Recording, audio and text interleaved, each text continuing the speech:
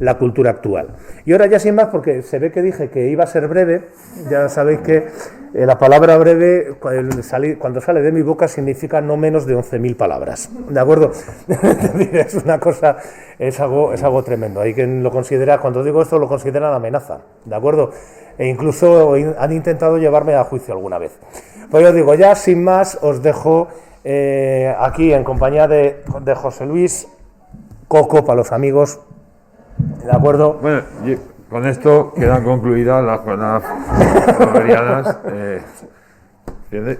Porque, a ver qué digo yo ahora, después de esta catarata de datos, informaciones, etcétera, ¿sabes? Un poco, pero bueno, él quiso que estuviera aquí. Voy a explicar un poco el proceso o por qué llegó a estar aquí, cosa que en mi vida no podía imaginar que pudiera dar una charla de un escritor francés, que encima conocía la foto un poco, esta que famosa, ¿no? Que no sabía si era de un linimento o de un jarabe, algo, no sabía bien. Y resulta que, bueno, conocía que había escrito Madame Bovary, no sabía si me lo había leído, porque antes, pero es verdad que no me lo había leído, porque cuando empiezo a leerla, pues no me acordaba, no me lo había leído un poco. Y bueno, estoy aquí pues porque, bueno, un día entré por esa puerta porque me dieron aquí una plaza para todo el año para trabajar aquí. Entonces, bueno, pues conocí a Lidia, a Elena, a la gente estuve muy bien. Fue una cosa extraña porque se equivocaron, o sea, yo sí, porque pidieron un profesor de primaria con inglés y yo soy de educación física. Y es verdad que Pedro pues movió ahí horarios y tal, y estuve aquí, ¿no? Y bueno, pues de verdad que pasé un año maravilloso. Es un centro, esto es una joya en Ciudad Real, una joya educativa para la gente de Ciudad Real, la gente que pasa por aquí, por el profesorado, por Rosa, la directora, por todo. Y es verdad que, bueno, pues encima pues conocí aquí a este hombre de León. No sé si es bueno o malo eso, a veces lo dudo. Ahora ya es, ¿sabes? Y es verdad que, bueno, pues ahora estamos fuera de garantía, así que... Y me acuerdo que un día, porque ya cuando empezamos medio a hacer amistad, le dije, no te preocupes, si nos vamos a ver bastante, no te preocupes, porque es verdad que, bueno, pues es interesante el chaval. A veces te pasa como una pisonada por encima, porque tú le cuentas cualquier cosa y sabes 17 cosas más y tal, pero bueno, es verdad que enriquece mucho. Y yo, a nivel personal y como lector que era, porque bueno, había leído, me ha gustado siempre leer un poco desde joven, un poco, tuve una época que leía compulsivamente, comiendo, o sea, bueno, por ahí está mi madre, por cierto, que ha llegado hace un rato, y digo, para aumentar este aforo, no sé si estáis bien, no tenéis agobio, ¿no? Vale. Bien. Entonces, pues empecé a leer, y es verdad que, bueno, pues luego pues, te enriquece mucho porque te ofrece cosas para leer que son buenas todas, y entre ellas pues a Flaubert, ¿no? Oye, es verdad que luego voy a contar un poco también, porque siempre he leído, quería un poco decir, yo siempre he leído con el diccionario al lado, ya desde pequeño. Si no conocía una palabra... ¿Quieres la estufina? No, estoy perfecto. Vale.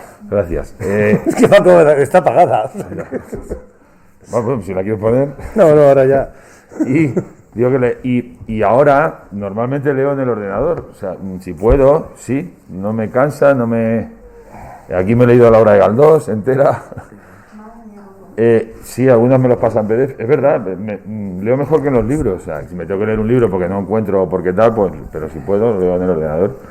Y aparte leo, pues, con el Google Maps abierto, porque si aparece un pueblo por ahí, lo miro. Si con el YouTube, porque si una canción, pues pongo la canción, o sea, un poco así me gusta leer, y creo que está bien, pudiendo hacerlo, ¿no? Es decir, pues te pones la Catedral de Rouen, pues te pones la Catedral de Rouen y la ves. Intenté seguir el recorrido que hace el carricoche, el famoso por las calles de Rouen, y es que yo creo que ni existe. Por si no sabéis a qué se refiere, es una escena de Madame Bovary en la que van en un carricoche. Es que creo que no ha habido charla en la que no hayamos mencionado. Es que me parece un punto, aparte, a ver, no, es que me parece muy bien, porque contar una relación sexual sin decir nada, y lo ves y lo sabes, y además es que me provocó risa, porque como que le da al cochero que le den más deprisa. Y entonces, pues, claro, pues, te imaginas ahí un traqueteo. Bueno, digo que te enriquece, creo que me leo así, como estoy contando un poco, leo así, y puede parecer raro, pero bueno, y aparte también a veces con música, pues al mismo tiempo, porque otra de las mis aficiones es oír música. No tengo ni idea de tocar tampoco, como no sé escribir, pero bueno, oír. Y ya está. Entonces, bueno, pues conozco a Carlos. ¿Y cómo llegó a Flaubert? Pues, como ha dicho, ahora muchas veces cuando leo, pues lo comento con él, ¿no? Pues estás ahí. Y pues empecé con el confinamiento un poco por casualidad, con Galdós. También lo sabe gente que ha llegado ahora, que también les he dado la vara con Galdós, están por allí, por aquel lado. Y bueno, pues me leo toda la obra, ¿no? Y es verdad que me encanta y muy curioso, a veces son muchas casualidades. El año pasado, más después de leerme la obra, me dan el Benito Pérez Galdós de Miguel Turra. Y encima, como habían confinado, los actos que tenían para el 100 aniversario los hacen al año siguiente, cuando estoy yo. Y me disfrazo de Galdós y hago allí de Galdós en el colegio. Ya sé que habéis visto algo. Ahí lo cuento un poco, es un poco tal, pero es que me siento muy orgulloso, ¿sabes? Y me lo pasé, es que no, fue una cosa, pues son casualidades, ¿no? Y es verdad que ya pues le digo, venga, ¿y ahora qué? Pues métete con Flaubert. Y pues eso, decía, no sabía bien nada. Él es un enamorado de Flaubert total, porque además me acuerdo que él también quería que hablara un poco de cómo te sientes a partir de 50 años, tengo 55, que siente una persona. Yo creo que si lo hubiera leído más joven, algunas obras yo creo que no me hubieran gustado. Ahora comentaré, o no las hubiera entendido. Madame Bovary seguramente que sí, porque como dice, tiene una lectura, digamos, cómoda, muy profunda, con muchas cosas, pero bueno, es decir, pero otros libros yo creo que no los hubiera, más joven, ahora muy bien, ¿no? Y me acuerdo, no sé si era con La Tentación, que me decías que tenías envidia. Sí, efectivamente. De que, dilo tú si quieres. Sí, no, es que, bueno, comento, yo mis dos novelas de la adolescencia fueron La Tentación de San Antonio y Gog de Giovanni Papini. Así me quedé. ¿De acuerdo? así me quedé y por eso tengo la confianza en la humanidad que tengo. Bueno, pues cuando él empezó a leer La Tentación de San Antonio, yo recuerdo que además me salió del alma que le dije, me das envidia porque la estás leyendo por primera vez.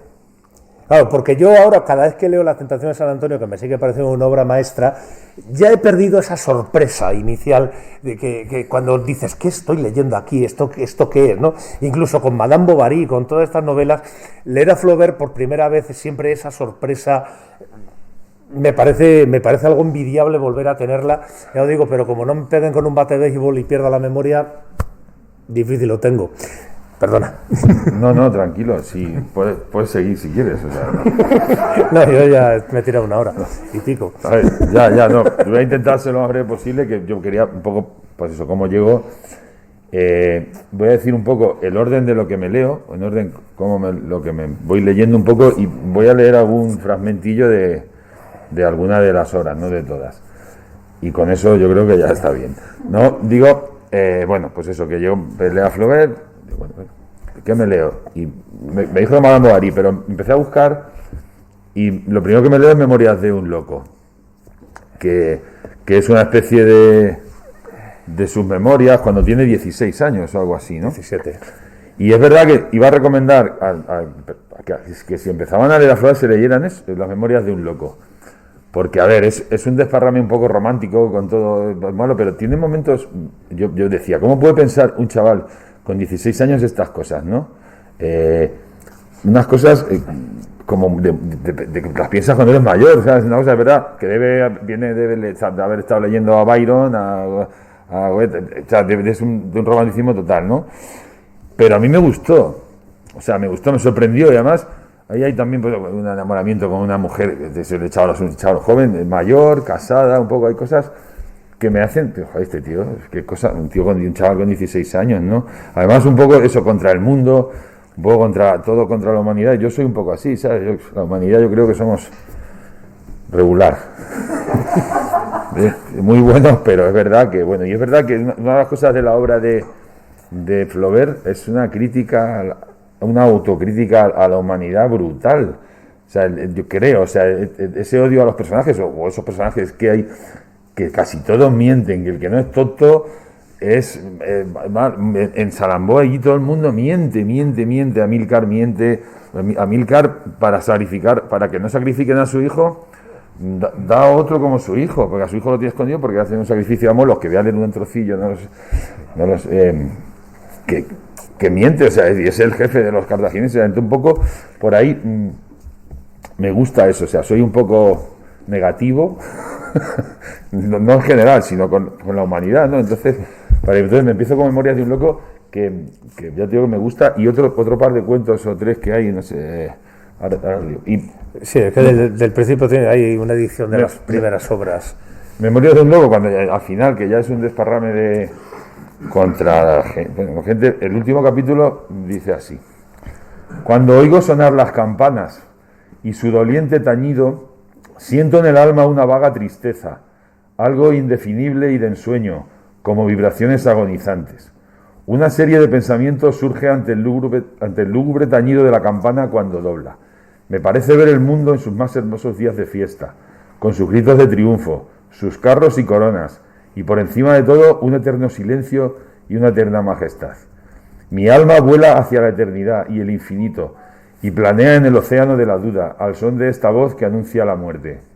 Voz singular, fría, como las tumbas, y que sin embargo suena en todas las fiestas, ahora en todos los duelos. Me gusta dejarme aturdir por tu armonía, que ahoga el ruido de la ciudad. Me gusta en los campos, en las colinas doradas con trigales maduros, escuchar el sonido frágil de la campana del pueblo que canta en medio del campo, mientras el insecto zumba bajo la hierba y el pájaro murmura entre el follaje. Permanecí largo tiempo en el invierno, en esos días sin sol, iluminados con una luz sombría y macilenta, escuchando todas las campanas tocar los oficios. De todas partes salían las voces que se elevaban al cielo en suave armonía y concentraba mi pensamiento en este gigantesco instrumento. Era grande e infinito, sentía en mí sonidos, melodías, ecos de otro mundo, cosas inmensas que morían también. Oh campanas, sonaréis también en mi muerte, y un minuto después en un bautismo. Sois pues una burla, como todo, y una mentira, como la vida, de la cual anunciáis todas las fases: bautismo, matrimonio, la muerte. Pobre bronce perdido y oculto entre las nubes, servirías igualmente en un campo de batalla o para herrar los caballos convertido en lava ardiente. Así termina esto. Es brutal. Os habéis quedado helados, ¿eh? A ver, es totalmente... Es que la caldera no funciona. De un que tiene que traer una pieza de Alemania. Todo lo escribe un chaval con 16 años, un poco así, joder, yo qué sé, yo decía, bueno, me promete algo, o sea, no sé, es verdad que luego no tiene nada que ver, la obra pues coge un nivel artístico, literario, psicológico, filosófico, una cantidad de información de todo tipo, porque ahora comentaré un poco más ese tipo de información, pero bueno, esto es lo primero que me leo. Y esto es Flaubert, ¿no? Un chaval, y es verdad que trabaja con chicos y tal, yo no he visto a nadie escribir así, no lo sé, por eso digo que ya sienta un poco la base, a él no le gusta un pimiento, pero bueno, porque yo tengo que decir cosas distintas que tú. Claro, nos ha jodido. Es que para hablar bien de Madame Bovary ya están listos. Y lo siguiente que me leo es Madame Bovary, ¿no? Y también quería decir un poco que, por ejemplo, desde el punto de vista del lector, no me gusta que me hagan spoilers, ¿sabes? De la novela un poco, tengo ese, como soy estándar y veo series, pues entonces si me cuentan el final de una serie estándar, pues entonces no. ¿Me entiendes? Por ejemplo, Madame Bovary me manda una edición, me la mandaste de una traducción. La edición de Australia. Que hay una introducción que es buenísima. Sí. Y empiezo a leérmela y dijo, quita. No me la voy a leer porque ya veía, me iban a contar que Madame Bovary, pues yo no lo voy a decir, pues ya lo he dicho todos. Pero, ¿sabes? Pero bueno, pues digo, que luego me leo la novela y realmente me hubiera no importado, pero prefiero no saberlo, que además lo vas viendo, ¿no? Pero bueno, pero en ese aspecto... muchas veces prefiero no saber. Y luego luego me gusta después, pues me leo la introducción, o ya empiezo a leer información, pero ya tengo yo esa expectativa que me pueden crear, pues molesta. Me pasa con los chicos en los colegios, soy interino, llego a un sitio y me empiezan a hablar de los chicos y digo, para, no contéis nada. Yo, ¿por qué me va a decir, este es muy malo, este no sé qué, este no sé cuánto? Pues ya voy yo, tal, pues luego sí, luego pregunto, luego tal. Bueno, pues en la literatura me pasa un poco eso. Sí, eso perdona, pero es que yo creo que generalmente esto es uno de los puntos de contraste entre la lectura crítica y la lectura estándar, ¿no? Es decir, yo, por ejemplo, a mí me encanta leer las introducciones. O sea, y ver desde dónde plantea la edición el tío. Y me encanta leerme el cuerpo de notas y hasta la bibliografía y como vea una mal, jajaja, ¿de acuerdo? Es decir, Claro, no, pero... Claro, y por ejemplo, yo incluso vi El Sexto Sentido sabiendo que Bruce Willis estaba muerto. Si no lo habéis visto, por favor, vosotros. Sí, imagino que sí. Yo la vi sabiendo Bueno. que Bruce Willis estaba muerto, ¿de acuerdo? Bueno. Entonces, a mí nunca me había importado. Sin embargo, yo me acuerdo cuando hablábamos que él se ponía de los nervios con lo de las introducciones de este No, tipo. tampoco, pero Claro. que también me... Pero que con Flaubert, por ejemplo, es un autor que es muy difícil no llegar con spoiler. Es decir, es muy difícil Ya, llegar pero a a ver, Madame Bovary no claro, sabiendo pero- que se suicida. Ya, bueno, bien, vale, pero... ¿me entiendes? Pero no me lo Porque repitas, ¿no? Prefiero... No, si me lo he leído 2 veces. O sea, ya me lo sé. No me entiendes, ¿no? Porque... Sí, sí. Bueno, pues es verdad que luego... Pues es una maravilla, es una cosa... Es una maravilla, me encanta la novela, los personajes, además eso, digo, hablasteis ayer vosotras, de todo tipo, cómo llega una persona a mentir de una manera sistemática, porque te haces un maestro de la mentira, y tal, los personajes, el farmacéutico, bueno, etcétera. No voy ya de Madame Bovary no voy a decir mucho más, porque ayer hubo una charla, los que no haber venido, los que no vinisteis, ¿sabes? Entonces, lo primero. Y después me leo Salambó, sin saber absolutamente nada de lo que era Salambó. Y yo pensaba, cuando empiezo a leer, digo, pues será una novela de otra cosa, Salambó no sé lo que es, veo el primer capítulo, El festín. Y claro, aquello empieza como un escenario de bárbaros en los jardines de un palacio, del palacio de Amílcar, que van a darse un banquete con una cantidad Poniéndose como el de tenazas. comidas que están esperando, además, que no está Amílcar y que están esperando pues que les paguen y tal, y pues mientras les dan un festín, y aquello se lía un desparrame de unos contra otros, tal, y empiezo a pensar, me he equivocado, me he bajado un archivo, esto no es, yo creo que le digo algo, digo, oye, Salambó va de aquí, de una guerra y tal, dice, sí, tal y tal. Bueno, el primer capítulo lo acabo de leer y me lo vuelvo otra vez y me lo vuelvo a leer, ¿sabes? Y alucino, o sea, te lo juro, me encanta, yo creo, porque luego además la novela, yo creo que hay gente, porque papá, por ejemplo, decía que la lisérgica tiene momentos hasta casi gores, es un poco en algún momento salvaje y tal, pero es de una maravilla, o sea, te puede describir cómo le está partiendo un elefante el tórax a un tío y es bonito. Por cómo está escrito, ¿sabes? Por cómo, es verdad, luego tiene otro momento maravilloso. De aquí tengo varias cosas, no sé. Vamos a ver si las encuentro, porque esa es otra. A ver, es que lo tengo por ahí apuntado, pero... Página 15. Vale. Digo, esta es en la... A ver, espérate. Perdonad, es que yo soy para la tecnología bastante malo.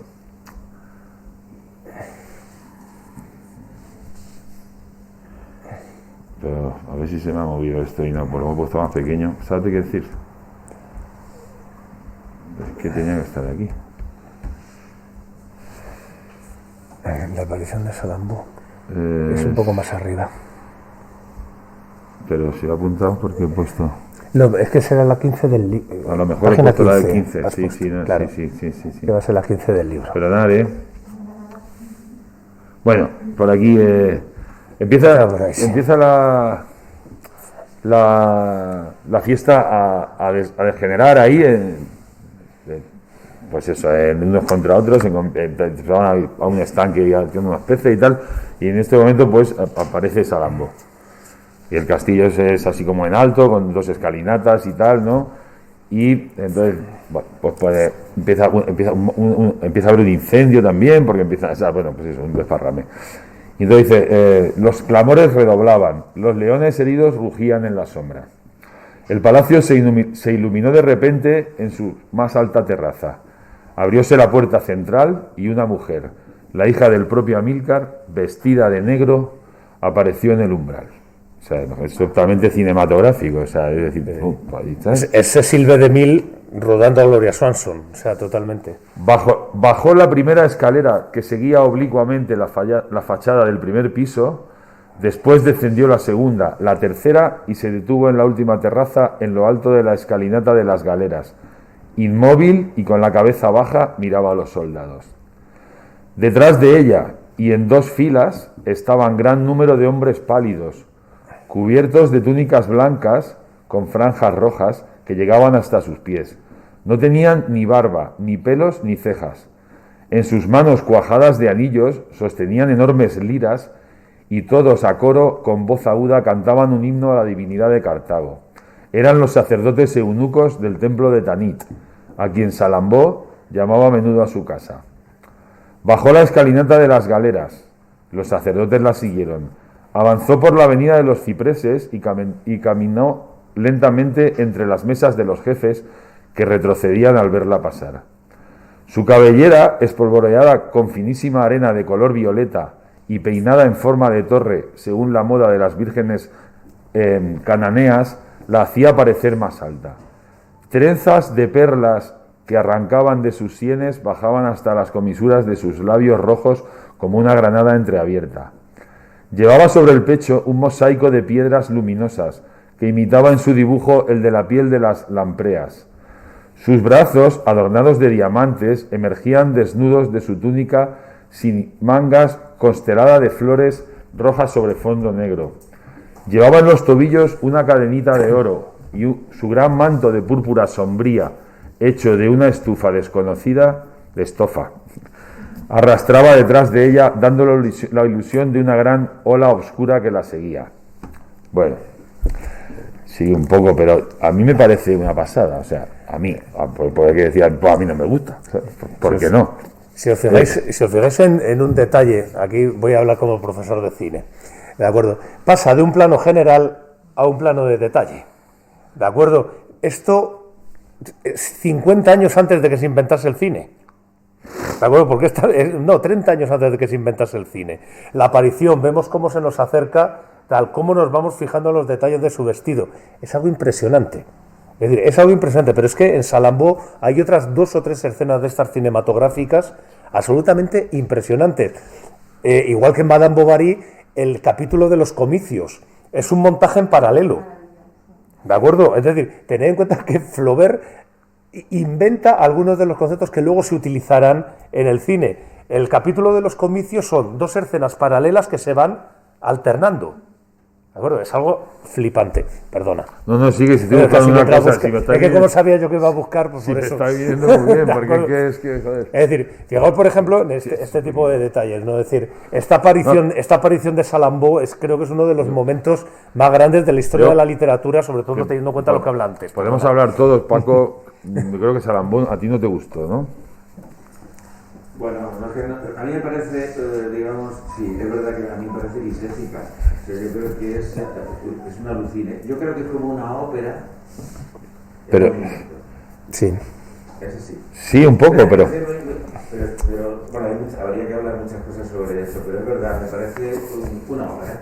Pero, a ver, sí. Lo que pasa que es que es verdad, porque hay, bueno, aparte de que también aquí hay un nivel de información de tribus africanas, sí, bueno, de tribus asiáticas, europeas, hay galos, hay astures, hay de todo, porque forman parte de los bárbaros, con unas descripciones de vestuario que yo alucinaba. Yo además decía, esto se lo está inventando, ¿sabes? Decía, pero claro, como busco, pues venga a buscar y tal. Joder, es verdad, ¿sabes? Un espectáculo, digamos, operístico burgués, pero sí, pero es que es escrito. A mí me parece que escribe, no lo sé, ¿sabes? Sí, pero ahí te doy la razón. Ahí te doy la razón, lo sabes. Pero también has abierto el debate, bonito. No pasa nada, está bien que hablemos todos, aquí todos pringáis. Pero también digamos que el tema que veo aquí es lo que hablaba el otro día, el tema sobre todo de la violencia. Es decir, en una lectura superficial estoy totalmente de acuerdo contigo. Es decir, ¿qué ves? Estás viendo a Aida. Es decir, cuando baja Salambó por la escalera, solo falta el va pensiero. las cosas como son. Es decir, pero cuando entras, digamos, en esa reflexión sobre la violencia, sobre todo la violencia de Estado, Pero es creo, muy interesante. luego lo que te digo, me parece que está escrito con todo, con una belleza, y todo es muy visual, todo, porque es verdad que todo ese libro es muy visual. Todo.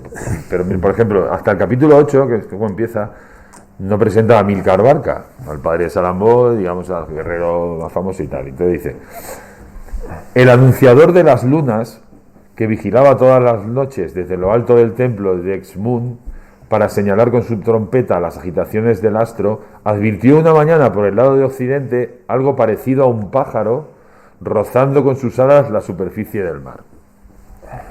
Era un navío con 3 órdenes, que a mí me parece acojonante, es decir, estoy viendo como un pájaro que vuela, ¿sabes? Era un navío con 3 órdenes de remeros, llevaba esculpido en la proa un caballo, elevábase el sol.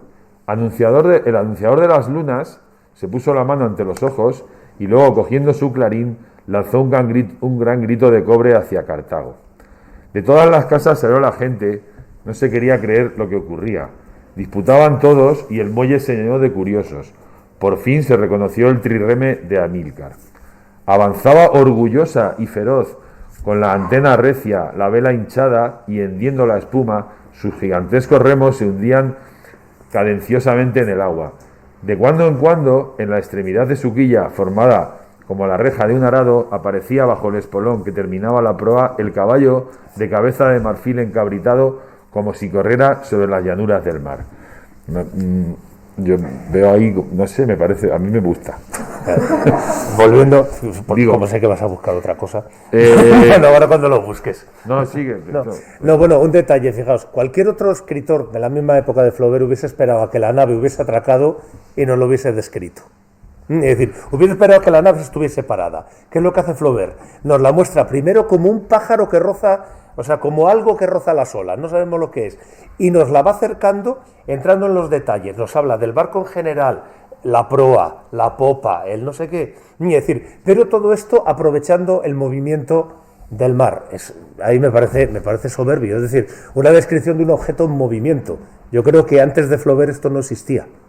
Y después he imitado mucho, porque me ha recordado muchísimo, creo que se llama la novela No digáis que fue un sueño, algo así, de Terence Simoes, Sí. de Cleopatra, de cómo está llorando la muerte de Marco Antonio, y es clavado a esto. Yo no he leído esto, y es la llegada de ese barco es, bueno, luego hablamos tú y yo de plagios y una serie de cosas. Bueno, sí. Ya luego hablamos. Sí, es que Salambó es una influencia brutal en Mosch. Es decir, y ya te digo, y además, concretamente la que has dicho, no digas que fue un sueño, hay pasajes de Salambó calcados. Sí. Pero ahora, de otro trocillo es un poco más largo, pero bueno, es, digo, de lo que es la barbaridad, ¿no? El sacrificio a Moloch, que es un dios, pues en un momento de la guerra los bárbaros están tomando poder, tienen acorralado a Cartago, les están lanzando un montón de cosas, ellos ven la cosa mal y entonces pues el consejo de sacerdotes y tal deciden que se haga un sacrificio a Moloch, en el que es una figura súper grande, ahora me voy a describir un poco, una cosa negra con un agujero aquí en la tripa, a la que les van a echar niños, sus hijos, van a ofrecer a sus hijos para que ganar la guerra, ¿sabes? De hecho, y ahí Amílcar a su hijo lo esconde y coge a un hijo de un pobre y tal, y le da un dinero, le ofrece una casa, le da una comida. Y se va a su niño, ¿sabes? Sí. Para que no se lleven a su hijo, porque claro, pues todo lo llevan, ¿no? Esa escena, perdona, el tema de lo del esclavo es lo que hablábamos de la violencia, ¿no? Es decir, él es el rico del pueblo, pues de alguna manera, en Cartago, ¿no? Es decir, entonces él, para que su hijo Aníbal no sea sacrificado a Moloch, ¿qué hace? Coge al hijo de un esclavo y cuando el esclavo reacciona, coge y como llevan un montón de tiempo en estado de sitio en Cartago, simplemente le saca un cordero para comer. Y el otro, claro, se pone ciego a comer mientras matan al niño. Pero es decir, es terrible. No, lo pasa fatal porque luego lo va detrás buscando. Sí, pero ya comió. Pero ya comió, tú lo has dicho. Bueno, pero fijaos que le cambia al niño por una comida. ¿De acuerdo? Bueno, dice, subían lentamente las víctimas y como la humareda al volar formaba altos torbellinos, parecían desaparecer también dentro de una nube. Ninguno se movía, estaban atados por las muñecas y los jarretes, y los oscuros velos tupidos y recios les impedían ver y ser reconocidos. Amílcar, con un manto rojo como los sacerdotes de Moloch, estaba cerca del Baal, erguido ante el dedo gordo de su pie derecho. Cuando subió el 14º niño, todos pudieron advertir que se estremeció y hizo un gesto de horror, pero bien pronto recobró su actitud, cruzándose de brazos y mirando al suelo. Al otro lado de la estatua, el gran pontífice permanecía inmóvil como él, inclinando su cabeza que ostentaba una mitra asiria. Observaba sobre su pecho la placa de oro cubierta de piedras fatídicas en la que las llamas, reflejándose, producían claridades irisadas. Palidecía desesperado Amílcar, inclinaba la frente, estaba fingiendo, porque estaba haciendo como que su hijo lo estaban... pero mentira. Y estaban ambos tan cerca de la pira que la orla de su manto levantándose la rozaba. Los brazos de cobre movíanse con mayor velocidad, no se detenían un instante. Cada vez que se ponía entre ellos a un niño, los sacerdotes de Molos extendían la mano hacia él para cargarle con todos los crímenes del pueblo, vociferando, no son hombres sino bueyes, y una multitud repetía, bueyes, bueyes. Los devotos gritaban, Señor, come, y se estaban echando niños, ¿sabes? Y los sacerdotes de Proserpina, conformándose con el terror a las necesidades de Cartago, murmuraban la fórmula elusíaca, vierte la lluvia, engendra. Las víctimas, apenas llegaban al borde de la abertura, desaparecían como una gota de agua sobre una placa enrojecida, y una humareda blanca ascendía entre los tonos de escarlata de la estatua. Sin embargo, bueno, voy a aligerar, bueno, es un poco así, y el final me parece muy bueno. El final es impresionante. Pues dice, aquel ruido y aquella claridad deslumbrante había atraído a los bárbaros al pie de las murallas. Estaban fuera, y mirando desde de lo alto de sus máquinas de guerra, porque habían construido unas, ¿cómo se llama? Heliópolis, sí. que son como una especie de ciudades, las torres estas de asedio. Que son de asedio, ahí dice, mirando desde lo alto de sus máquinas de guerra, contemplaban el espectáculo mudos de horror. O sea, es decir, somos los más bárbaros y tal, y esto que estamos viendo... Fijaos en ese detalle, ¿no? Es decir, los bárbaros están mudos de horror ante lo que hacen los civilizados. ¿Sabes? ¿De acuerdo? Esto es un elemento que está continuamente en la novela, este contraste de la civilización, la barbarie, es impresionante, ¿no? Y este capítulo se ha comido la mitad, ¿eh? Sí, un poco porque veo que porque también es muy largo se y ha comido se la mitad mucho. Yo digo porque es difícil, mejor es más largo de lo que quería yo que fuera. O sea, cuando dice son bueyes, ¿no? Ahí lo dejo. Verás, y otro, ¿dónde vamos? A ver si... ¿Qué pone aquí?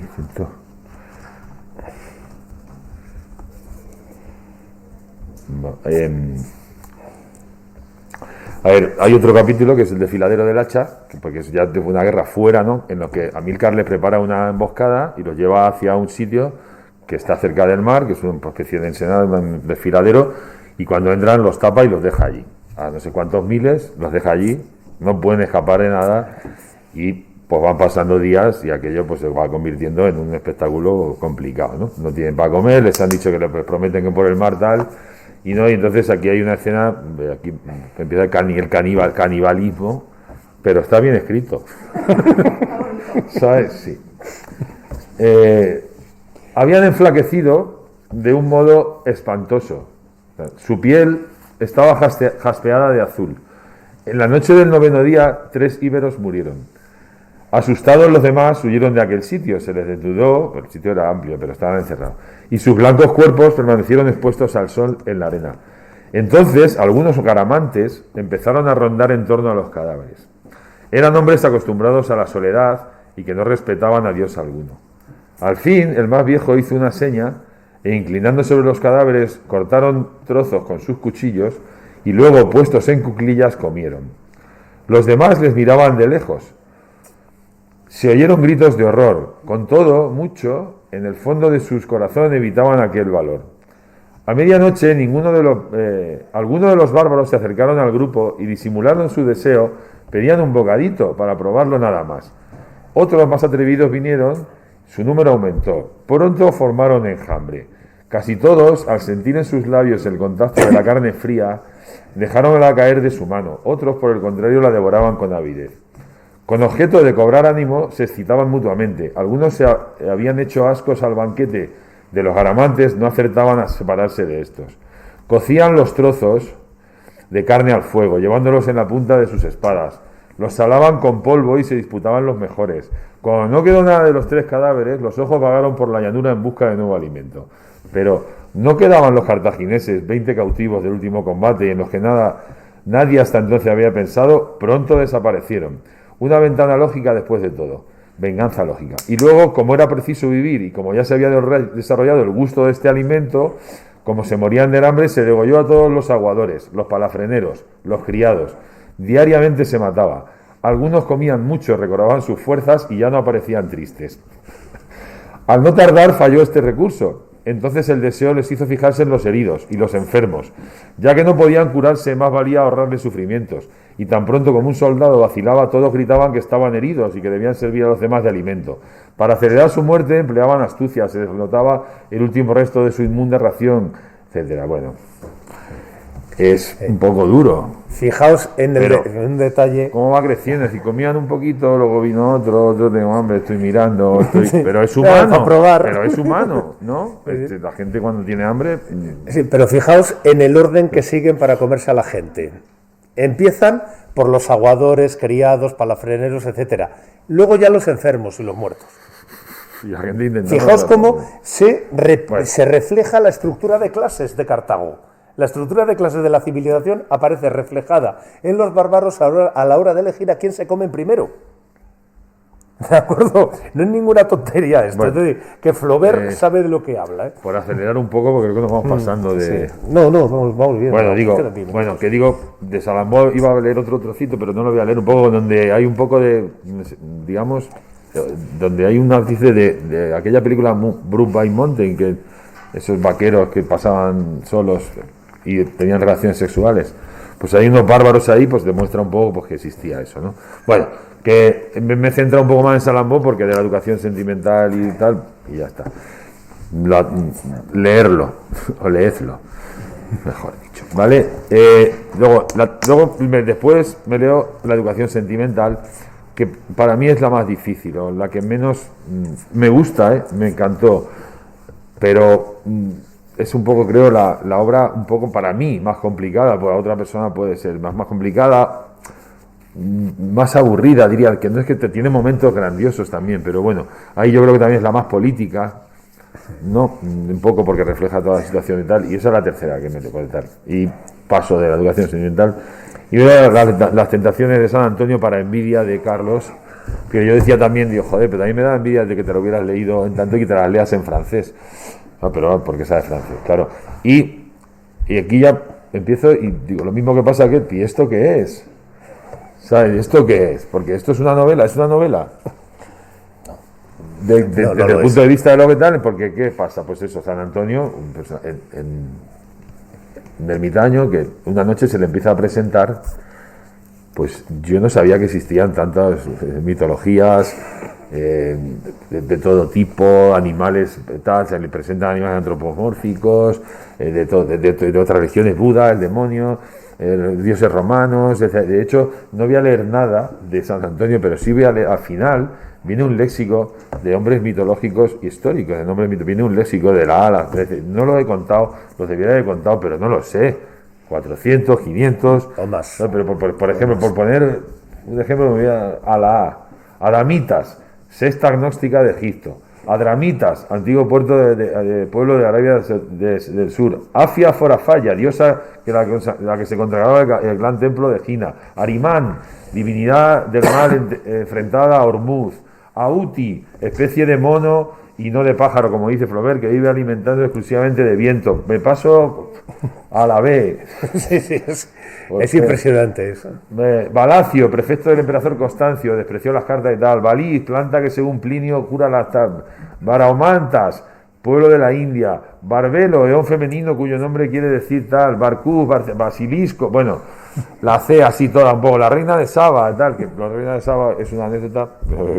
Sí. Yo porque es lo único que voy a decir del libro, que le hice una cosa a San Antonio le dice, si pongo un dedo en tu hombro, un reguero de fuego, un torrente de fuego recorrerá tus venas. Me parece que si yo soy San Antonio, se acaba la novela, se acaban las tentaciones y nos vamos con la reina de Saba a que me ponga el dedo y, ¿sabes? Un poco, digo, bueno, es una cosa extraña. Yo creo que además te puede no gustar, porque es que es difícil, yo creo que es difícil, pero a mí me encantó también, me la he leído también 2 veces, y es verdad, y además que, y luego me la tuve que descargar 2 veces porque te ponen la cita, ¿no? Cuando te pone un pueblo te ponen la cita de lo que es mejor cuando lo tienes que estar mirando, pero es impresionante, o sea, y claro, también esa labor de leerse no sé cuántos libros para poder, porque es real, se lo decía Dios, pero esto se lo decía un día, pero esto se lo inventa, ¿sabes? No, o sea, es verdad. El propio Flaubert reconoce haber leído más de 1500 libros solo para esta novela. Y además es un final súper religioso, porque al final, después de haber tenido tentaciones de todo el tío, el hombre se santigua y ya está, ¿sabes? Acaba la novela, ahora os acabo otro spoiler, aunque no me gustan, ¿sabes? El tío se santigua y ya está, ¿no? Bueno, y por terminar, porque creo que vamos un poco, bueno, me leo, no sé si me leo antes, creo que me leo antes Bubar y Pécuchet y luego los 3 cuentos.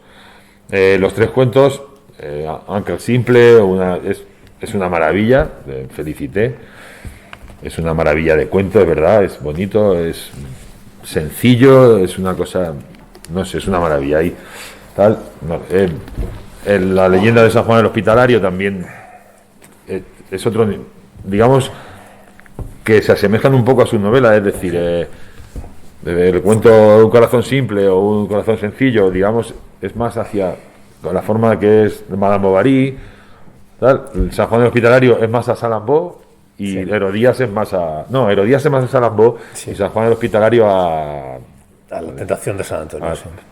Porque toma temas religiosos y eso, ¿no? Entonces, pero bueno, es en pequeñito y está bien. Y luego termino con Bubar y Pécuchet, ¿no? Bubar y Pécuchet, que yo creo que son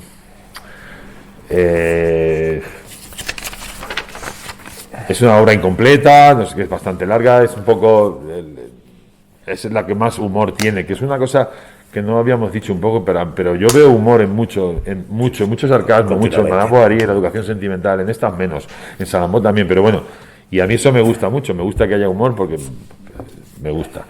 Y en Bubar y Pécuchet es que es un no parar, es un desparrame de anécdotas, pasando por todos los saberes escritos de la agricultura, la historia, la política. Son 2 personas, ya lo contó él, son dos escribientes que se encuentran en París, se hacen amigos y pues uno recibe una herencia y se van al campo comprando una casa y ahí se dedican a estudiar. Cuando pues lo que le van estudiando, tienen una serie de historias con esas movidas y se cansan y vuelven. Las conversaciones entre ellos son geniales. Hay un momento, no lo he encontrado porque no sabía, donde uno se da cuenta que el otro es tonto y al mismo tiempo el otro se da cuenta que el otro es tonto, pero no se lo dicen, ¿sabes? Me parece genial, ¿sabes? Y voy a leer un trozo, ¿no? Que a ver, vamos a ver, sí. Hay un momento que se dedican a la hipnosis, al hipnotismo, empiezan a aprender y utilizan el magnetismo para curar enfermedades, y entonces van a casa de la gente que los llaman a usar para curarlos, ¿no?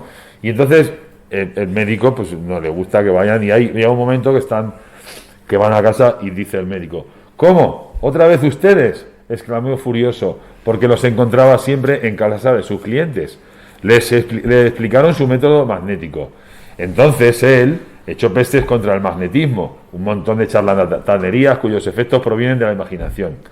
Sin embargo, se magnetiza a los animales. Montacavairé, que no sé quién es, lo afirma, y el señor Lafontaine hasta consiguió magnetizar a una leona. Ellos no tenían una leona, pero el azar les deparó otro animal, porque al otro día, a las 6, un mozo de labranza fue a decirles que los llamaban de la granja donde había una vaca en estado desesperante. Corrieron hacia allí. Los manzanos estaban en flor y la hierba en el patio humeaba bajo el sol naciente. Muy bonito, ¿no? Al lado del abrevadero, medio tapada con un paño, una vaca mugía, tiritando debido a los baldes de agua que le arrojaban. Estaba desmesuradamente hinchada, parecía un hipopótamo. Sin duda había comido veneno al pastar entre los tréboles. Maese Hui y Doña Hui estaban desconsolados porque el veterinario no podía ir, y un carretero que sabía palabras contra la hinchazón no quería molestarse. Pero estos señores, cuya biblioteca era célebre, debían conocer algún secreto. Se refiere a Bubar y Pecuché. Después de levantarse las mangas, se colocaron uno delante de los cuernos, el otro en la grupa, detrás, y con grandes esfuerzos interiores y una gesticulación frenética, separaban los dedos para derramar en el animal chorros de fluido, mientras que el granjero, su esposa y su muchacho, y los vecinos los miraban casi asustados. Imaginad la escena, uno delante, otro detrás, tirándole, metiéndole... Y haciendo así. ¿Sabes? Sí, ¿sabes? Los borborismos que se oían en el vientre de la vaca provocaron ruidos en el fondo de sus entrañas. Soltó una ventosidad. Entonces Pécuchet dijo: es una puerta abierta a la esperanza. Pedro, ¿sabes? La salida se verificó. La esperanza brotó como un paquete de materias amarillas que estallaron con la fuerza de un obús. Los corazones se dilataron, la vaca se desinfló. Una hora después estaba como si nada. No había sido por efecto de la imaginación seguramente, por lo tanto el fluido contenía una virtud particular que se puede encerrar en objetos donde tal. Bueno, es Bubar y Pécuchet. Nos acabas de contar la diarrea de una vaca. Sí. De acuerdo. Entonces, bueno, digo que es el tal. Y pues ya no voy a leer nada más, yo creo que voy a ir finalizando. No, digo, a ver, he intentado un poco, quería haber leído pues eso, un poquito de la gente propiedad, un poquito algunas cosillas, animar a leeros las cosas, si no os gusta, pues lo dejáis, ¿sabes? Y nada, pues dar las gracias, de verdad es la primera vez que hago esto en mi vida, me siento muy orgulloso de estar aquí contigo, con vosotros, sí, desde encima de la mitad de la gente, conozco a todo el mundo, y nada más, creo que te dejo a ti que clausures, porque es el ideario de esto, porque yo creo que en España pues, seremos pocos los que hablamos. Si no fuera por él, nos ha tenido... Se acaba de ir está Lidia. Elena, menos mal que se ha ido Lidia, está Paco... Que nos también falta uno, pero creo que nos falta uno, pero ya estamos todos ahora que los nos oye, vaya año nos ha metido, ¿eh? Nos ha metido un año de venga artículos y venga no sé qué... Bueno, y Lina que está allí, que es su pareja... Pues, os habrá faltado algo. Que Lina tenía que haber dado una charla también, porque seguro que tiene información privilegiada de todo el tema. Entonces, bueno, que ha sido un placer y clausura tú estas jornadas del Gran Flaubert. Por cierto, no he dicho, estas coincidencias que dije con Galdós, pues también cuando empecé vi que nace el mismo día que yo, nace el 12 de diciembre, con lo cual siempre hay un cierto... Pues, mira, coño, me mola. La providencia, mi hermana es muy religiosa y cree en la providencia, mi madre también es muy religiosa, también. Yo no creo en la providencia, ¿qué vamos a hacer? Lo primero, y ya clausuro.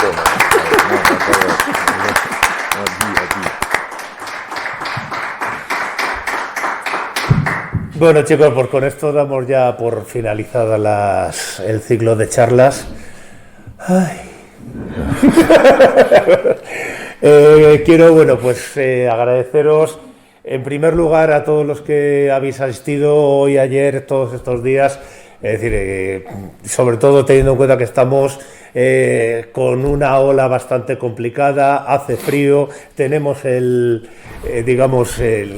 auditorio limitado, es decir, y así todo, pues bueno, digamos que todos los días hemos tenido una asistencia mínima. Muchísimas gracias por venir. Yo jamás pensé que de verdad ibas a ser muchos menos los interesados, ¿de acuerdo? En segundo lugar, por supuesto, al CEP Antonio Gala, es decir, que bueno, nos ha brindado todos los medios, es decir, tanto el salón como la cámara, etcétera, para poder colgar esto. Colgaremos los vídeos, pues, en algún momento de aquí en el futuro, ya os digo, en el blog que tenemos, que anda por ahí la dirección en los carteles, www.elcuaderno.com/gf200. Yo digo, pues sobre todo por el apoyo que ha tenido, la paciencia, siempre, digamos, apoyándonos desde el primer momento, intentando arreglar cada vez que ha habido cualquier historia. Es decir, no está Rosa para decírselo personalmente, pero bueno, ya me imagino que lo verá en la tele, ¿de acuerdo? Y los dejo para el final, pero lo más importante, es decir, se ha ido Lidia, en fin. Pero bueno, sobre todo a los que habéis participado, a los 4, en fin, os tendré presentes en mis oraciones. Te damos el número de cuenta. ¿O no? Ya os digo, porque de verdad, o sea, se dice por ahí que se reconoce a un amigo cuando te ayuda en una mudanza. Yo creo que no se reconoce a un amigo cuando se te ayuda en una mudanza, sino cuando se ofrece para ayudarte en una mudanza. ¿De acuerdo? Pero todavía se reconoce mucho más cuando les lías para que durante casi un año estén liados leyendo a un autor francés que no conoce casi nadie, dándole vueltas a la cabeza, aguantándome a mí, mandándoles traducciones de cosas, artículos, historias de este tipo, y luego enciscándoles para que vengan aquí a dar una charla que para algunos de ellos, como el caso de Coco, era la primera vez que hacían este tipo de historias. Muchísimas gracias a todos, de verdad no sabéis lo que lo agradezco, porque además sabéis que esto era una especie de cosa personal mía con Flaubert, que la pasión que tengo por este tío pues es tremenda, y por eso, vamos, no es que os debo una caña, es decir, que caña que no vamos a tomar, aquí tenéis, ¿no? Un servidor, un esclavo, un siervo, un amigo. ¿De acuerdo? Un aplauso. Pues eso, pues bueno, muchas gracias. Damos ya por concluidas estas jornadas. Hasta el año que viene, que ya se nos ocurrirá algo. Venga, chicos, muchas gracias.